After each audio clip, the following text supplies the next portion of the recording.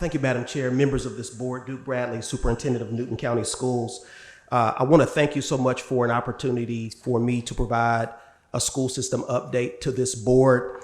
Normally, I would be accompanied by my executive team and members of our cabinet team, but unfortunately, they're all on spring break enjoying some well-deserved downtime this evening. I'll try to be brief with my remarks this evening, but Madam Chair, I thank you so much for yielding a little bit of time to me. I'm here this evening to represent Newton County School System, but also the Newton County Schools Board of Education, which is chaired by Board Chair Mrs. Abigail Coggin, our Vice Chair Mrs. Shaquila Henderson Baker, and board members Mr. Trey Bailey, Mr. Eddie Johnson, and Mr. Anderson Bailey. I want to begin by providing a bit of modern context about Newton County Schools. We serve nearly 19,000 students across 24 schools, making us the 21st largest district in the state of Georgia. We're the county's largest employer with more than 2,500 individuals, each committed to making sure that students learn more on our watch than they could anywhere else. But more than our size, what matters most is that we are a system evolving to meet the higher expectations in greater complexity and change than ever. Because as you may know, public education today is not the same enterprise as it was just a few years ago. Under the guidance of our board, when I began serving as superintendent 3 years ago, we were charged with strengthening the district's systems in a way that would power us for years to come. And that work has been organized around the themes of academics, operations, culture and engagement, and organizational stability and innovation.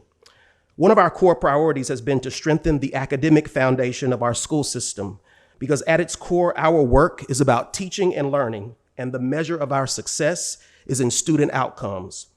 To move this forward, we focused on 3 key developmental focus areas: creating a state-leading workforce development framework to strengthen pipelines for students to access high-demand careers, developing a soon-to-be-released literacy blueprint to improve reading outcomes and better support teachers, and pulling together the best-known research on how to deliver great instruction through the Newton County Schools Excellence in Teaching Framework. We've also instituted a quarterly reporting cadence to ensure predictable public shareouts of our work. In essence, we've made our progress visible. And because trust follows transparency, you should know that we've had success in the metrics that matter most in schools. Allow me to share with you just a few relevant data points to help provide a clearer sense of what we've been up to over the past 3 years. In core academics, reading proficiency has improved in 5 of 6 tested grade levels, and math proficiency has increased in every grade, including 9th grade algebra. In equity and access, we've expanded AP course offerings from 25 to 32 courses, increased participation by nearly 19%, and subsequently more than doubled the number of AP scholars district-wide. In talent development and college pathways, 8th grade students earning high school credit have increased by 40%, and dual enrollment participation is up over 100%. In career readiness, our end of pathway pass rate has increased by 20%. And as indicators of system health, we've had 4 consecutive years with a composite district graduation rate above 90% and 4 consecutive clean audits with 0 findings. But most importantly, you should know that the state of Georgia evaluates schools on what we call the CCRPI ratings. It's the College and Career Readiness Performance Index. And I'm pleased to share with you that 21 of our 24 schools over the past 3 years have improved their CCRPI scores, with 6 schools representing a quarter of the district posting double-digit gains. So if there is a story to be understood about our school system, this is it: clear, undeniable, hard-earned, data-informed improvement. And I think we can all take pride in that. What this also says is that there is clear momentum toward fulfilling our aspiration to be the fastest improving school system in the state of Georgia. But this pursuit is not without its challenges. The current fiscal and political environment have taken a toll on public education, and we are navigating those challenges as best we can, as are most other school systems across our state. If I may, allow me to directly and respectfully discuss the topic of resources and resource availability. What you may not be aware of is that our board has lowered the millage rate to 30-year lows in consecutive years, amounting to nearly $19 million. What could any public institution do with $19 million? It's an honest question, but it's really not the point. The point is our underlying belief. Our board believes in an expansive notion of public stewardship, which recognizes that we are a part of a larger system and that our decisions should reflect the broader interest of our community, even when those decisions come at a cost to us. And as an organization with a single primary revenue source, that kind of choice operates on an assumption that we will be supported when the financial realities of public school systems across this state are rapidly changing. We're navigating rising costs, declining revenue growth, an outdated funding model, and a relentless assault of unfunded mandates. Moreover, public school systems like ours are being asked to produce results amid these threats, and to do so with fewer resources that we have consistently refused to accept through years of lowered millage rates. Within all of this, you should also know that Newton County Schools ranks in the bottom third of school districts statewide in central office spending and staffing. And while this may reflect financial moderation, it also signals that we are operating below optimal capacity. At the same time, our per pupil investment also trails many of our regional peers, which means that we are educating students with fewer resources than most. This context matters when you consider our financial efficiency rating of 2.5 on a 5-point scale, which is nothing more than a measure of our outcomes compared to what we invest in educating our students. The question before us is not whether we are being efficient. It is whether our current level of investment is adequate to deliver the kind of school system that our community deserves.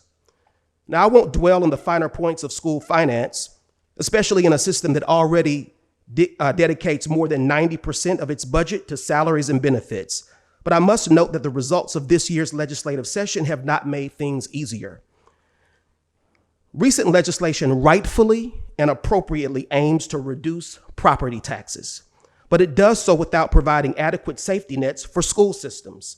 It forces communities into a choice between supporting students and protecting taxpayers, especially our seniors. And that's a choice that no community should have to make.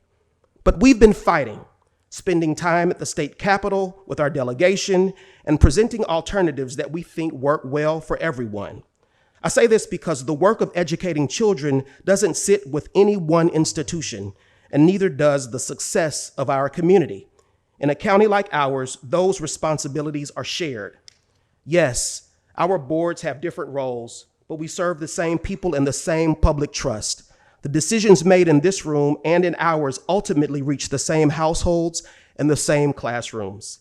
And so we want to be intentional about how we show up in that shared space, continuing to engage more fully and to model the kind of partnership and cooperation that reflects well on Newton County and delivers for families what they all deserve. That's why I've joined you this evening. If I may, let me share this as a closing thought. For all of the talk about public education, what I've noticed is that we talk the least about the people for whom public education is for, our students. There are young people in all of our schools, like Asia Lanham, a standout student at Newton High and member of the highly selective Georgia School Board Association Student Advisory. Asia will soon be on her way to the illustrious Howard University in Washington, D.C. to prepare for a career in medicine. And there's Matthew Lynn, a true thespian and graduating senior at Eastside High School.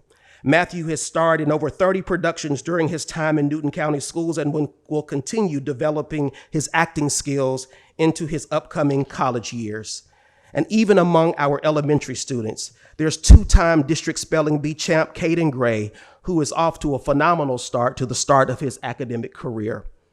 Madam Chair, members of this board, let me just say in conclusion, the Newton County Schools is in the process of developing our next 5-year strategic plan, at which time we will sunset the organizational priorities that have guided our work for the past 3 years. For whatever results from this plan, some will only view it as words on paper, but they should actually be viewed as the aspirations of our community. With your help, with your support and your advocacy, we can make those aspirations a reality for the good of kids and for the good of all. Thank you so much for allowing me to address this board. I thank you for your leadership. I thank you for your service. Madam Chair, I thank you for your time. That concludes my remarks.